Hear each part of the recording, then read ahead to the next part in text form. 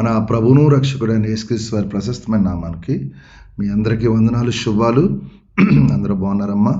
దేవాదేవుడు మరి యొక్క నూతన దినం దయచేసిన దేవాదేవుని వందనాలు చెల్లించుకుంటూ ఈ దినపు వాగ్దానం ధ్యానించుకుని ప్రార్థన చేసుకుని మన పనులు ప్రారంభించుకుందాం. ఈ దినపు వాగ్దానం, నిన్ను అత్యధికంగా అభివృద్ధి పొందించేదను.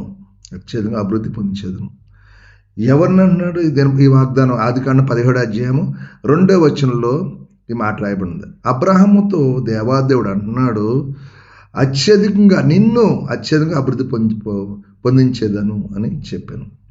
ఎందుకు అంటున్నాడు అతను అంటే, అబ్రహాము 99 ఏండ్లాడు అయినప్పుడు యెహోవా అతనికి ప్రత్యక్షమే, సర్వశక్తుల దేవుడు నా సన్ని నడుచుచు నిందారహితుడుగుండు. ఎవరైతే ఆయన సన్నిధిలో నిందారహితుడు ఉంటాడో, ఎప్పటి వరకు అంత వయసు అయిపోయింది అబ్రహాం, అప్పుడు కూడా దేవుడు అబ్రహాం అంటున్నాడు, నిందారహితుడుగా ఉంటే నేను అత్యధికంగా అభివృద్ధి పరిచేదని అంటున్నాడు దేవుడు. ఎవరైతే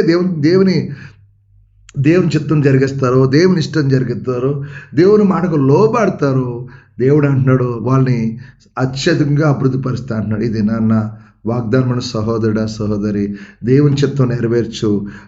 ఆయన సంధిలో నిర్ధారణ నడిచినప్పుడు దేవుడు నిన్ను అత్యధికంగా అభివృద్ధి పరిచే కృప దేవుడు దయచేయను గాక. నువ్వు అభివృద్ధిలో రావాలన్నా, ఆశ్రయించబడాలన్నా, దీవించబడిన కుటుంబంలో సంతోషం రావాలన్నా, సమాధానం రావాలన్నా ప్రభు సన్నిధిలో నిందారహితుడి కృప దేవుడు నీకు దయచేయను గాక. ఈ వాగ్దానం బట్టి ప్రార్థన చేయండి. దేవుడు నిన్ను నీ కుటుంబాన్ని దీవించి ఆశ్రయించను గాక. ఆమేన్. చిన్న ప్రార్థన చేస్తారు మీరు కూడా నాతో ఏకమించిన ప్రార్థన. సర్వాధికారి, మహాగణుడు, పరిశుద్ధుడు, కృపగల తండ్రి, ఇదిగో ఆయన అబ్రహాం నీ సన్నిధిలో నిందారహితుగా ఉన్నప్పుడు అత్యధికంగా అభివృద్ధి పరిచిన మమ్మల్ని కూడా అయ్యా నిందారహితగా ఉండే కృప మాకు దయచేసి మమ్మల్ని అత్యధికంగా అభివృద్ధి పరిచే కృప దయచేయండి. మా చేతి పనులు, మా కష్టార్జితాన్ని ఆశ్రయించాలి, మా కష్టార్జితాన్ని తీర్చు. అయ్యా నీకు వందనాలు చెల్లించుకుంటున్నా, కృప చూపించండి. చేసే పని దీవెనకరంగా ఆశ్రయం, కుటుంబంలో సమాధానం, బిడ్డలతో సమాధానం ప్రవ్వా.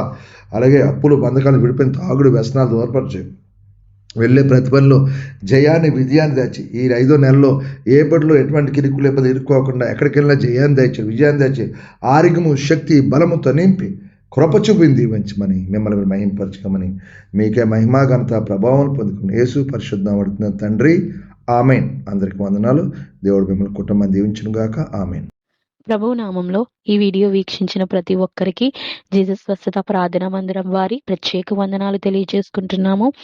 మరి ఇంకెన్నో సందేశాలు, వీడియోలు, సంఘ కార్యక్రమాలు మీకు అందుబాటులోకి రావడానికి పక్కనే ఉన్న సబ్స్క్రైబ్ బటన్ని ప్రెస్ చేసి బెల్ ఐకాన్ని కూడా ప్రెస్ చేయాల్సిందిగా కోరుకుంటున్నామండి.